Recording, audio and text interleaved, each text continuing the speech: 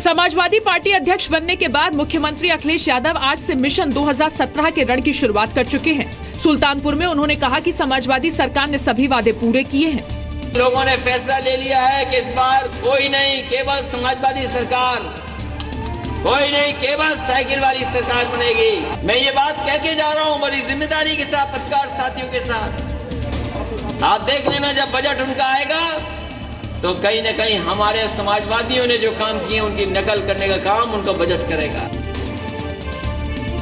Samajwadi party अध्यक्ष अखिलेश यादव ने अपने चाचा शिवपाल यादव को एक और झटका दिया है। यूपी में समाजवादी पार्टी ने अपने स्टार प्रचारकों की लिस्ट जारी की है और इस लिस्ट से मुलायम सिंह के भाई और समाजवादी पार्टी के नेता शिवपाल यादव का नाम नहीं है। लिस्ट में मुलायम सिंह यादव, अखिलेश यादव और डिंपल यादव समेत 40 नेता स्टार प्रचारक होंगे। बीजेपी अध्यक्ष अमित शाह ने गोवा से यूपी के मुख्यमंत्री अखिलेश यादव और समाजवादी पार्टी पर अटैक किया है। अमित शाह ने कहा कि अखिलेश यादव को लगता है कि उनकी फैमिली के ड्रामे की वजह से जनता गुंडा राज को भूल जाएगी। कांग्रेस ने यूपी में स्टार प्रचारकों की लिस्ट जारी की है। लिस्ट में प्रियंका गांधी वाड्रा का नाम भी शामिल किया गया है। माना जा रहा है कि अब प्रियंका अमेठी रायबरेली से बाहर भी प्रचार करने उतरेंगी। प्रियंका गांधी के अलावा सोनिया गांधी, राहुल गांधी और पूर्व पीएम मनमोहन सिंह का नाम भी स्टार प्रचारकों की लिस्ट में शामिल है। मुलायम सिंह यादव की बहू और लखनऊ कैंट से प्रत्याशी अपर्णा यादव ने कहा है कि उन्हें यूपी विधानसभा चुनाव में लखनऊ कैंट से टिकट मुलायम सिंह की बहू होने की हैसियत से नहीं मिला है, बल्कि जमीनी स्तर पर काम करने पर मिला है। उन्होंने कहा कि समाजवादी साइकिल चल पड़ी है, रुकेगी नहीं। उत्तर प्रदेश में तीसरे चरण के चुनाव के लिए आज से नामांकन प्रक्रिया शुरू हो गई। 19 फरवरी को तीसरे चरण में 12 जिलों की 69 सीटों पर चुनाव होगा। 31 जनवरी नामांकन की आखिरी तारीख है। तीसरे चरण के लिए 1 फरवरी को नामांकन पत्रों की जांच होगी और नाम वापसी की आखिरी तारीख 3 फरवरी है। तीसरे चरण में यूपी के जिन 12 जिलों में चुनाव होंगे उनमें फर्रुखाबाद, हरदोई, कन्नौज, मैनपुरी, इटावा, औरैया, कानपुर देहात, कानपुर नगर, उन्नाव, लखनऊ, बाराबंकी और सीतापुर शामिल हैं। एक और जहां अखिलेश ने सुल्तानपुर में चुनावी आगाज किया तो वहीं दूसरी ओर इलाहाबाद हाईकोर्ट ने उन्हें बड़ा झटका दे दिया। यूपी में विधानसभा चुनाव से ठीक पहले इलाहाबाद हाईकोर्ट ने अखिलेश सरकार के 17 जातियों को अनुसूचित जाति में शामिल करने के फैसले पर रोक लगा दी है। इस मामले में अगली सुनवाई अब 9 फरवरी को होगी। यूपी चुनाव के लिए बीजेपी ने आज तीसरी लिस्ट जारी कर दी है। बीजेपी की तीसरी लिस्ट में 67 सीटों पर प्रत्याशियों के नामों का ऐलान किया गया है। बीजेपी ने अब तक कुल 370 सीटों पर उम्मीदवारों की लिस्ट जारी कर दी है। बीजेपी ने आजमगढ़ से अखिलेश मिश्र को टिकट दिया है, वहीं स्वामी प्रसाद मौर्य को पडरौना से अपना उम्मीदवार बनाया है। उत्तर प्रदेश सरकार में कैबिनेट मंत्री आजम खान ने रामपुर से नॉमिनेशन दाखिल कर दिया है। आजम खान ने बीजेपी को चुनौती दी है। आजम ने कहा है कि बीजेपी में दम है तो आरक्षण खत्म करके दिखाए। गृह मंत्री राजनाथ सिंह के बेटे पंकज सिंह नाराज बीजेपी नेताओं को मनाने में कामयाब हो गए हैं। नोएडा में बतौर बीजेपी उम्मीदवार पंकज सिंह के पर्चा दाखिल करने के दौरान मौजूदा विधायक विमला बाथम और संजय वाली उनके साथ थे। नोएडा में भी कमल खिलाएंगे और उत्तर प्रदेश में भी हम सब लोग नोएडा के साथ साथ उत्तर प्रदेश में 300 सीटें हम सब लोग लेकर आएंगे और भारतीय जनता पार्टी की सरकार बनेगी।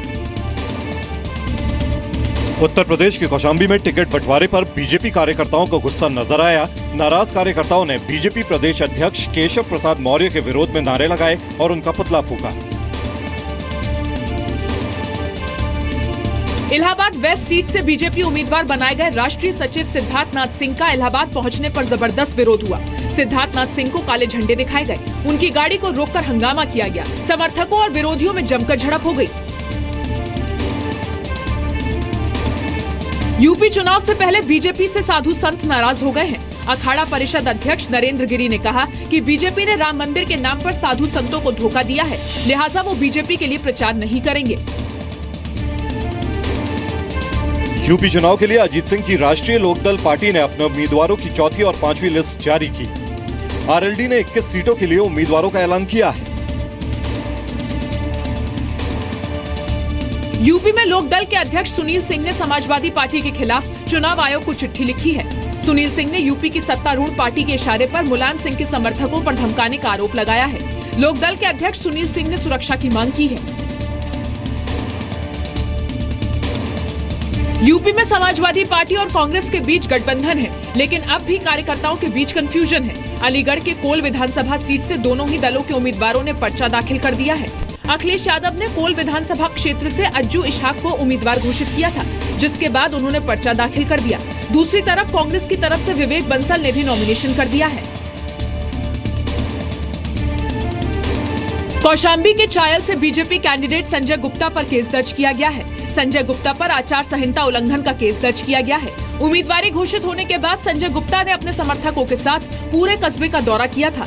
इस दौरान संजय गुप्ता के समर्थकों ने जमकर आतिशबाजी की। उन्हें रोकने में पुलिस को काफी मशक्कत करनी पड़ी थी। पुलिस जुलूस में शामिल रहे लोगों को चिन्हित करने में जुटी है। इसके लिए मोबाइल से बनाए गए वीडियो भी खंगाले जा रहे हैं। चुनाव की तारीख करीब आने पर यूपी में गाड़ियों की चेकिंग तेज कर दी गई है। रायबरेली में एक कार में 2,96,000 रुपए मिले हैं। कहा जा रहा है कि ये पैसे शराब बिक्री से जमा हुए हैं। उनके पास उनका ये कहना है कि उन्होंने शराब के जो दुकानें होती हैं वहाँ से ये धनराशि इकट्ठा करके वो ला रहे थे, लेकिन इस संबंध में उन्होंने कोई प्रमाण पत्र वो नहीं दे पाए हैं। आगरा के आसपास के गांवों में विधानसभा चुनाव के बहिष्कार करने की बात सामने आई है। ताज नगरी आगरा के अधिकांश गांवों में विकास नहीं तो वोट नहीं, बिजली नहीं तो मतदान नहीं जैसे नारे इन दिनों आसानी से सुने जा सकते हैं। साथ ही गांवों में खाट पंचायत कर मतदान के बहिष्कार की तैयारी की जा रही है।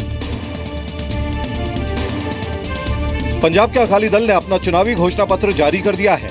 अकाली दल ने अपने मैनिफेस्टो में गरीबों को 25 रुपए किलो घी, 10 रुपए किलो चीनी देने का वादा किया है। 20 लाख नौकरियां देने का दावा भी किया है और हर 100 किलोमीटर में एयरपोर्ट बनाने का वादा किया है।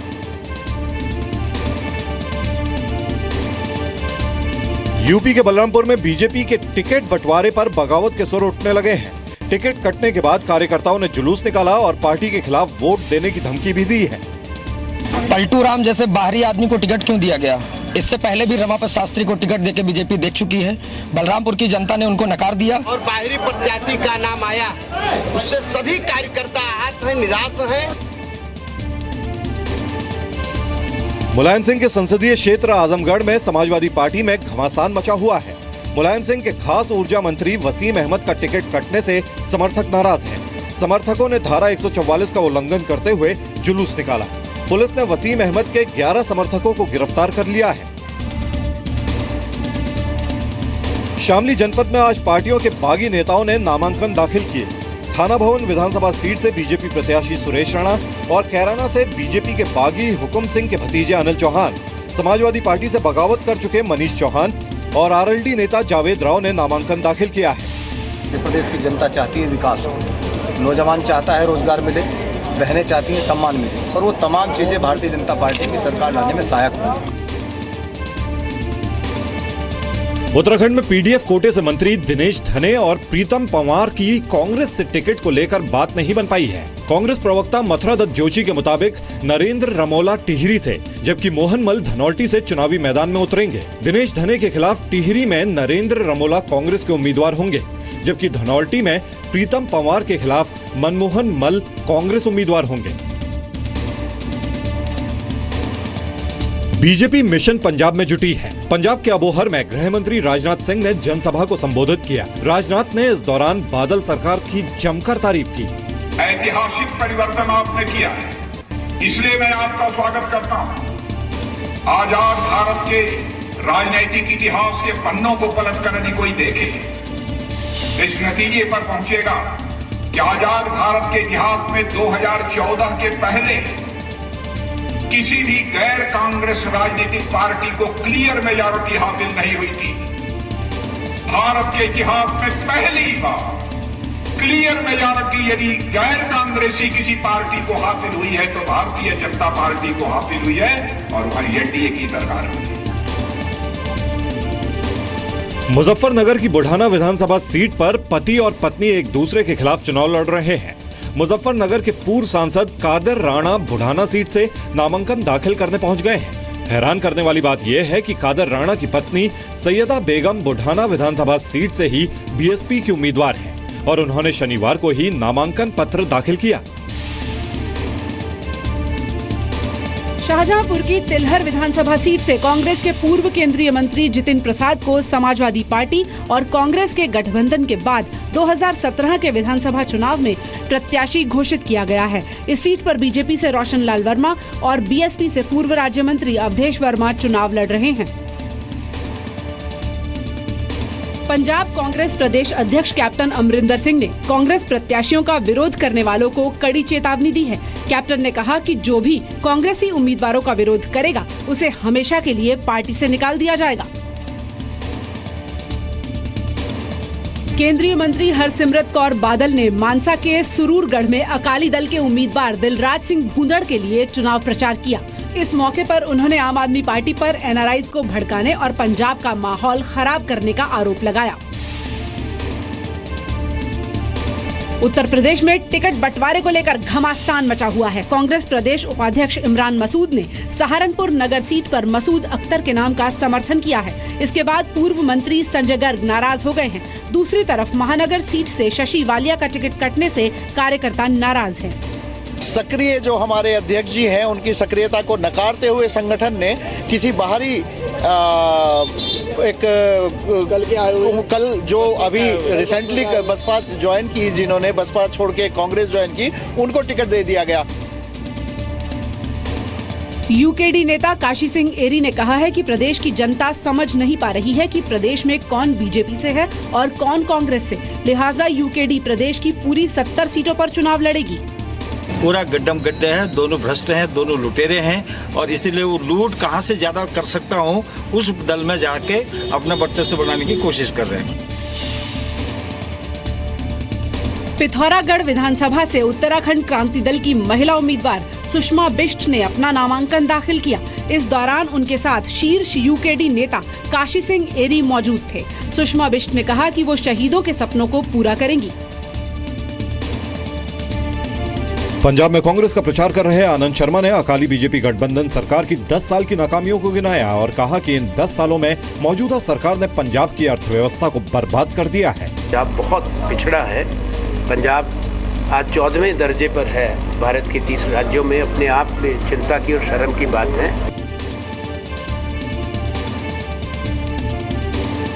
उत्तराखंड में कांग्रेस के अंदर टिकट को लेकर तकरार थम नहीं रही है। सहपुर सीट से पीसीसी चीफ किशोर उपाध्याय का अब भी विरोध हो रहा है। आयेंद्र शर्मा के समर्थन में कांग्रेस भवन के बाहर पोस्टर बैनर भी लगा दिए गए। हंगामा कर रहे कांग्रेस कार्यकर्ता सहसपुर से आर्येंद्र शर्मा को टिकट देने की मांग कर रहे हैं।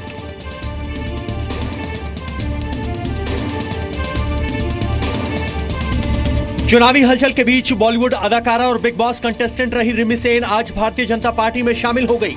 रिमी के साथ भोजपुरी एक्ट्रेस और मॉडल कशिश खान ने भी बीजेपी का दामन थाम लिया। दोनों अभिनेत्रियां बीजेपी नेता कैलाश विजयवर्गीय और अरुण सिंह की मौजूदगी में बीजेपी में शामिल हुई। रिमी सेन कई हिंदी फिल्मों में काम कर चुकी हैं। चुनावी रण में जहां बड़े बड़े दिग्गज ताल ठोक रहे हैं, वहीं आगरा में दिग्गजों को टक्कर देने के लिए 95 साल की एक बुजुर्ग महिला भी चुनावी मैदान में कूद गई है। खैरागढ़ विधानसभा से 95 साल की जल देवी ने नामांकन किया है। व्हील चेयर पर बैठकर नामांकन दाखिल करने पहुंची जल देवी जिला पंचायत सदस्य भी हैं। पंचायत चुनाव में जल देवी को रिकॉर्ड 13,000 वोट मिले थे। जल देवी का कहना है कि चुनाव जीतकर वो जनता की सेवा करेंगी। रेप के मामले में जेल में बंद आशाराम के बेटे नारायण साईं की ओजस्वी पार्टी भी यूपी के सियासी रण में अपना दमखम दिखाने की तैयारी में है। ओजस्वी पार्टी के महासचिव शिव नारायण ने आज लखनऊ में ऐलान किया कि उनकी पार्टी यूपी में 150 सीटों पर चुनाव लड़ेगी। शिव नारायण ने आरोप लगाया कि जब से उन्होंने यूपी में प्रत्याशियों की लिस्ट जारी की है, तब से बीजेपी उनके ऊपर दबाव बना रही है। यूपी चुनाव के लिए पुलिस ने ट्विटर अकाउंट बनाया है। पुलिस के इस ट्विटर अकाउंट में चुनाव से जुड़ी समस्या और मुद्दों की जानकारी दी जा सकती है। लगभग 25,000 मामले ट्विटर के माध्यम से लोगों ने हमको अप्रोच किया और उसका हमने जो भी कार्रवाई करनी थी की है। पंजाब चुनाव आयोग ने दावा किया है कि इस बार विधानसभा चुनाव में रिकॉर्ड वोटिंग होगी। पंजाब में 4 फरवरी को होने वाले चुनाव को लेकर सुरक्षा व्यवस्था कड़ी कर दी गई है। जालंधर में बैरिकेड लगाकर वाहनों की चेकिंग की जा रही है।